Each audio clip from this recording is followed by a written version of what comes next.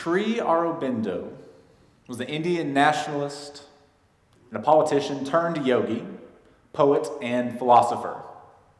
He developed a yoga practice based on living an integrated existence, not just a physical self, not just a spiritual self, but an integrated existence, seeking to combine humanity and divinity into one, to liberate, enlighten, and provide wisdom to the world. And he wrote in his book, India's Rebirth, about divine wisdom, or the knowledge of the Brahman, the supreme power of the universe. Divine wisdom. He wrote, I seek a light that shall be new yet old, the oldest indeed of all the lights. I seek not science, not religion, not theosophy, but Veda, the truth about Brahman. Not a lamp on the way to the forest, but a light and a guide to joy and action in the world. The truth which is beyond opinion, the knowledge which all strives after. I believe it to be knowable and discoverable. I believe the future of India and of the world to depend on its discovery and on its application, not to the renunciation of life, but application to life in the world and among humans.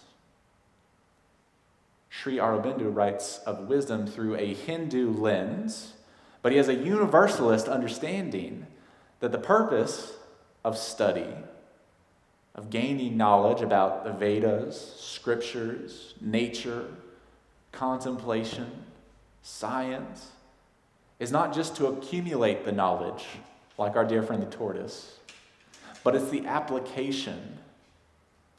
It's not just about being the smartest one in the world, the smartest one in the room. It's about knowing how to apply that knowledge and that wisdom to your life to make the world a better place. So that's the difference between knowledge and wisdom, and I think you sometimes get those a little confused. That simply gathering all the data does not make you wise. Sometimes we get so concerned with knowledge, I fear, that we miss out on revelation, where I believe wisdom often comes from. Revelation from many places in our living tradition, not just from one source or another. It could be revelation from a source, from source with a capital S, from God, from Indra, according to the Rig Veda, Allah, from nature, from our own personal experience, or from the collective communal experience. These are all sources of revelation for me. We listened to Let It Be as our prelude music today, and the story behind Paul McCartney's song is that he was having a dream where his dear departed mother, his name was Mary, came to him and said, "Let it be." What is that if not revelation? Speaking words of wisdom. So it's not always from human sources either. But you can also get revelation, you can get wisdom from books. I don't want to say anything too heretical here in a UU church. You can get wisdom from books, from the written word. You can get it from podcasts, from TED Talks, from NPR. These are all sources of revelation. But I also think that we want to be a little bit more expansive and be inclusive about our UU sources as sources for wisdom. So I want to take us on a little journey through our 6 sources of Unitarian Universalism and talk a little bit about the wisdom we might find in each. We lift up these 6 sources that all speak to wisdom that comes from the direct experience of that transcendent mystery and wonder, is affirmed in all cultures, which moves us to a renewal of spirit and an openness to the forces which create and uphold life. Sometimes this is called direct revelation.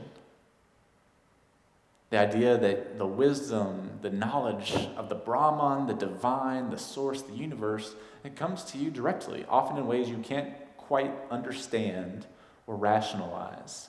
This is the way of the mystic, the way of the contemplative mindset that Sandy was speaking about. Modern day Christian churches who operate with revelation ongoing say that God is still speaking. Our living tradition honors this, saying that revelation, wisdom is not sealed, that knowledge, the divine, is found in many places and is always being remade. That's what it means to be a living tradition. It's not just about things in the past. Our second source, wisdom that comes from words and deeds of prophetic people that challenge us to confront systemic problems, transforming with the power of love. So the wisdom that comes from our biographies, some of which Sandy lifted up, the wisdom that comes from our living prophets, our living history that we had hoped to honor a few weeks ago. Those saints and teachers among us who have stories to tell about when I was your age, about what life was like back in the day, that have wisdom to teach us here what we're going through now that they may have been through in their lives. I think about my grandmother, who was one of the wisest people, and how when she was alive, she passed on as much wisdom as she could, not just about how to cook amazing biscuits or incredible meals by herself from scratch, but also how to sew, how to fix things, how to grow cotton, how to be loving even when people are not always loving you back. That's the kind of wisdom I can get behind. The third source speaks about wisdom that comes from world's religions, which inspires us to our ethical and spiritual lives. Well, duh, that's what we're talking about today. The wisdom that comes from places like the Rig Veda that we're going to talk about here in a bit, sacred text from Hinduism. Wisdom that comes from Jewish and Christian teachings, which call us to respond to God's love by loving our neighbor as ourselves. I always think this is interesting because it doesn't focus on wisdom per se, it focuses on love. I always find that really interesting, that the focus is on God's love. From the Christian and Jewish teachings, there's a section called wisdom literature that's in the Hebrew Scriptures. From the book of Proverbs, the book of Ecclesiastes, Sandy kind of mentioned, she mentioned Ecclesiasticus, which is close. Proverbs, Ecclesiastes, and then the book of Job that we've talked about. They're called wisdom literature. The book of Proverbs speaks about lady wisdom, and that wisdom is this female divine figure that humans are supposed to chase after, to seek after wisdom. And if you find Lady Wisdom, if you follow the path of Lady Wisdom, then good things will happen to you. Right? It's similar to the concept of karma, that if you seek after the goddess, wisdom, good things will happen to you. And you can trust that Lady Wisdom, that God is wise and just. The book of Ecclesiastes, in wisdom literature, has a little bit different view about life and about wisdom. The book of Ecclesiastes starts out, vanity of vanities, all is vanity. Basically saying, this world does not make sense. People live, people die, I can't figure it out. Good things happen to bad people, bad things happen to good people. I don't get it. Ecclesiastes asks this question of, is there such thing as divine wisdom that we can access? Is God wise and just? I don't know. And of course, the book of Job, which most of us are familiar with, is a book about suffering. And in a world where there is much suffering, the question is there wisdom? Is there justice in the world? The ancients struggled with these questions just as we do. But I find it really interesting that Hebrew and Christian scriptures, that are scriptures from around the world, speak about this notion of wisdom and how we're to seek after it. So I mentioned the Rig Veda, and I was reading through the Rig Veda from Hinduism, and then I read through the book of Proverbs, and I saw this connection. They are both books about the accumulation of wisdom by insightful people. And that if you seek after Lady Wisdom, and you please God, Lady Wisdom, according to Proverbs, then good things will happen to you. From the Rig Veda, first mandala, hymn 3, is a hymn to the god Saraswati. Saraswati, I think is how you pronounce that. My apologies. It reads, "Inciter of all pleasant songs, inspirer of all gracious thought, Saraswati, accept our right, Saraswati, the mighty flood. She with her light illuminates. She brightens every pious thought." The idea that wisdom has this feminine attitude to it seems to span religions. I wonder if our dear friend the tortoise found that out when he went around the world seeking all the knowledge. Our fourth source, wisdom that comes from humanist teachings, which counsel us to heed the guidance of reason and the results of science. So there's scientific and rational wisdom, right? The reason and the knowledge that comes from books. In my mind, though, what this really calls us to is not just the accumulation of knowledge, the accumulation of raw data. It calls us to the application, like Sri Aurobindo talked about, to make the world a better place.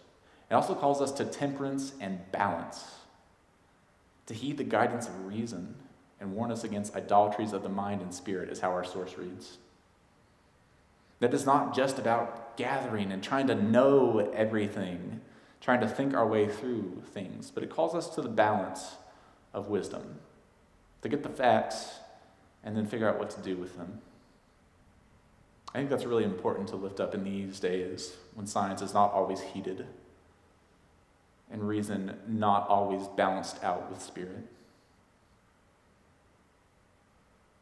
The final source is wisdom that comes from earth-centered traditions which celebrate the sacred circle of life and instruct us to live in harmony with the natural world and the rhythms of nature. I like this one a lot. The wisdom of the natural world we spoke about last week, speaking of emergent strategy, but I've been thinking about as spring has started to spring, or spring has sprung, depending on how you count the days. I'm reminded as the flowers and the trees start to bloom that there is this cycle to life. That when things are cold and dreary, there is something coming on the other end. And even with climate change, our world continues to seek out these cycles, to be in rhythm. The instincts of the plants and the animals, they're a kind of natural wisdom. I think our instincts are a kind of natural wisdom. Trusting our intuition comes from an earth-centered tradition. But I'm also reminded of our tradition of Unitarian Universalism, which has the cycle of Sabbath, where you have 6 days on and then 1 day off. The rest and renewal cycle that you also see in nature.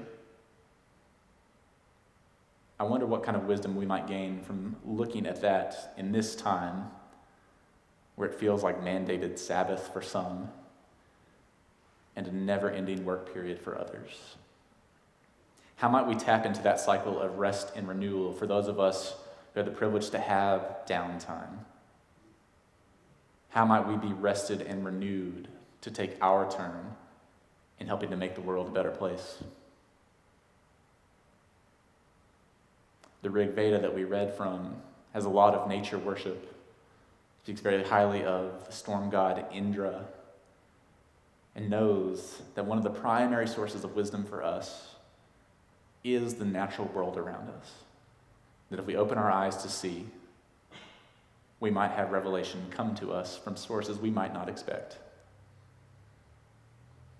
So yes, all of these sources are equal opportunity holders for wisdom in our lives, both as individuals and as a community. And I believe that no source is more important than anyone else, nor is any source less important. I firmly believe when going through these sources, if one doesn't seem to speak to me in a moment, maybe I should wait and check out the people who are around me and see if that source, that reading, that hymn is bestowing upon them wisdom, comfort, resonance. Because even if the writings of Starhawk or the prophet Amos or the Upanishads do not necessarily enhance my life in that moment, by knowing that it might be feeding my neighbors, that too feeds me. That's the beauty of our community, I think, and the beauty of our living tradition, that not everything is for every one of us, but collectively we are all together in it. That our sacred texts from all our traditions are a living library of human thought and collective experience that has been cataloged and shows us through history this ever-increasing presence of love with a direction and an application into the world, like Sri Aurobindo talked about. I think that's what he's getting at, that our individual and our collective acquisition of wisdom is about its application and not simply the gathering of it. The future of the world may depend on its discovery, he writes.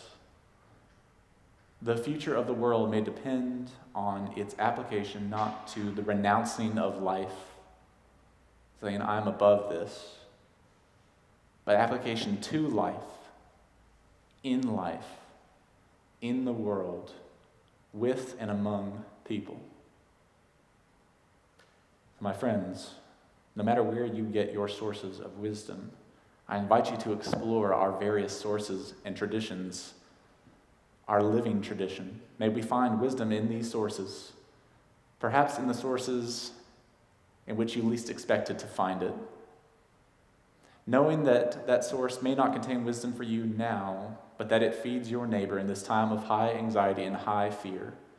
May we apply the wisdom gained by ourselves and our neighbors to help us live integrated, divine and human lives in this world. May it be so. Amen.